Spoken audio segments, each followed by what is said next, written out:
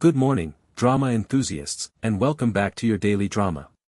It is June 11th, 2026, and the chaos is fully chaosing.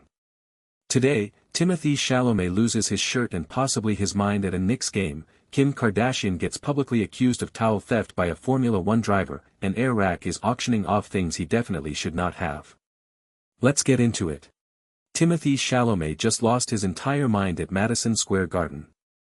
According to Page 6, the Knicks beat the San Antonio Spurs 107-106 in Game 4 of the 2026 NBA Finals on Wednesday, and Chalamet celebrated by grabbing a reporter's microphone and screaming alongside the crowd. And what happened to his outfit by the end of the night is almost unbelievable. In a video shared by Entertainment Tonight, Chalamet shouted an expletive-laced "let's go" into the mic before admitting, quote, "I don't even know what camera's going." He then gave a shout-out to Knicks player OG Anunoby, who hit the game-winning basket with 1 second left on the clock. Ben Stiller joined in, jumping up and down with the fans, while Kylie Jenner filmed her boyfriend on her phone with a big smile, with one fan commenting that Kylie was doing the proud girlfriend thing. But here is where it gets better. Page 6 reports Chalamet is a lifelong Knicks fan who actually skipped the 2026 Met Gala with Jenner last month just to watch the team play Philadelphia. He and Jenner showed up to Wednesday's game in matching custom Knicks-themed Chrome Hearts denim jackets and jeans.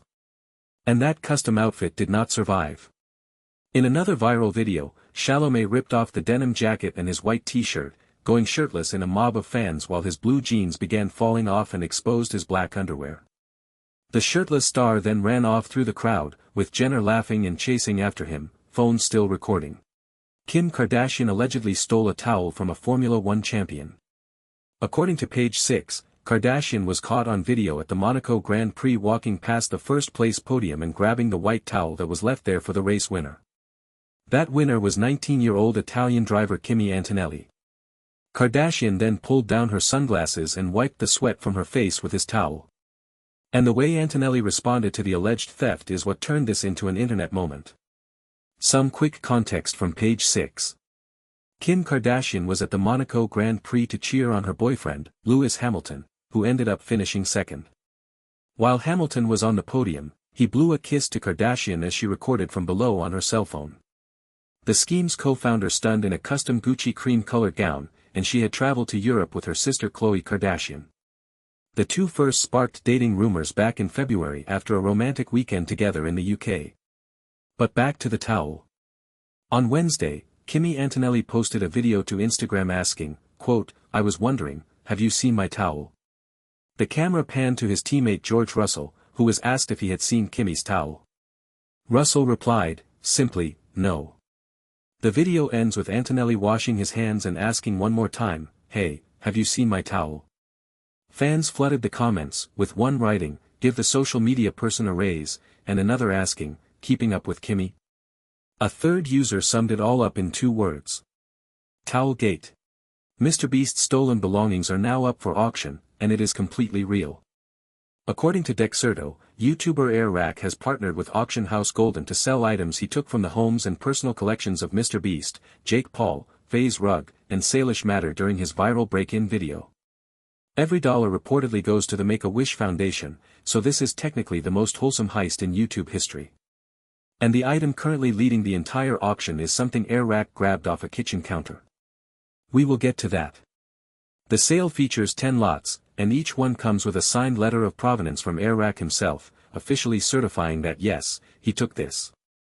The MrBeast haul includes a New York Yankees hat, a pair of Nike Air Force One sneakers, and 2 MrBeast x Naruto Shippuden long-sleeve shirts. Jake Paul is represented by a pair of personally used boxing gloves and factory-sealed hand wraps taken from his Georgia training facility. Salish Matter contributed a signed yellow hoodie from her skincare brand, and FaZe Rug has a signed PlayStation 5 controller in the mix.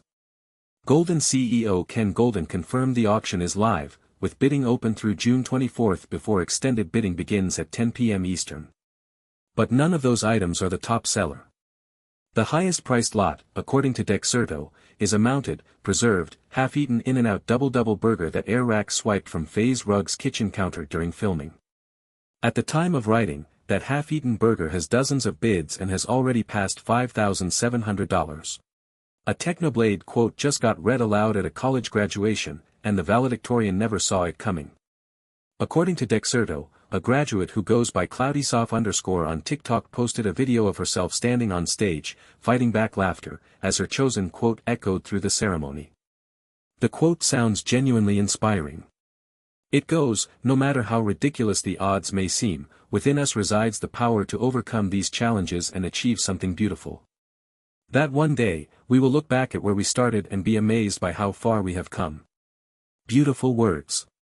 But the real origin of that quote is what sent the internet into a frenzy. Because according to Dexerto, it comes from a Minecraft saga called the Great Potato War, a months-long conflict between Technoblade and his rival, the creator Emma Squid Kid. It started innocently. Technoblade just needed to farm potatoes to upgrade his armor. But it spiraled into a full battle for the #1 potato ranking on the Skyblock server, and the two eventually agreed that whoever collected 500 million potatoes would win. Technoblade claimed victory on June 22, 2022. Soft's video racked up over 1 million views in just 2 days, with Technoblade fans flooding the comments to reminisce about the war. And here is the twist Soft revealed afterward. She explained she had received a letter saying her quote was for an article in a random local newspaper. She had no idea anyone would read it on stage. So a potato war speech accidentally became the centerpiece of a college graduation, and Technoblade's legacy is still making waves years after his passing in June 2022. Kylie Jenner just publicly embraced the woman her family exiled in 2019. According to TMZ, Kylie Jenner and Jordyn Woods were caught on video hugging it out after the Knicks beat the Spurs on Wednesday night, and the backstory behind why these two ever stopped speaking involves a house party, a podcast confession, and Kylie's own sister. Here is the scene. Game 4 of the NBA Finals at Madison Square Garden. The Knicks pull off a dramatic comeback win over the Spurs, 107-106. Fans are celebrating on the court, and in the middle of it, video shows Kylie spotting Jordyn, dashing straight to her, and the two embracing and jumping up and down together. To understand why that hug is a headline, you need the history. Kylie Jenner and Jordyn Woods were once best friends. Then, per TMZ, came the 2019 scandal involving Tristan Thompson, the longtime partner of Khloe Kardashian, who happens to be Kylie's half-sister. TMZ reports Tristan kissed Jordyn at a house party that year, and Jordyn later confirmed on a podcast that the two had kissed, though she said they did not sleep together. After that, TMZ says Kylie dropped Jordyn like a bad habit. The two reportedly patched things up in recent years, with Kylie describing it in a 2024 episode of The Kardashians as putting a healthy distance between them. So the friendship that ended over one kiss at a house party is now jumping up and down courtside at the NBA Finals. Healthy distance, apparently, now measures about 0 feet. Taylor Swift just sat rows away from Scooter Braun at the NBA Finals. The two biggest names in one of music's most famous feuds, in the same building, almost crossing paths at Madison Square Garden. And according to TMZ, the way the night ended made the whole scene even stranger. Here is the setup. Taylor Swift scored a courtside seat at Game 4 of the Knicks and Spurs series, sitting alongside members of the band Haim in some of the most coveted seats in the arena. Meanwhile, Scooter Braun was at the same game with his girlfriend, actress Sydney Sweeney. TMZ reports the two camps were just rows away from one another, uncomfortably close to a face-to-face moment. For anyone who needs the history, the feud erupted back in 2019 when Scooter Braun acquired the masters to Taylor Swift's first 6 albums. Taylor publicly criticized the deal and accused Braun of bullying her.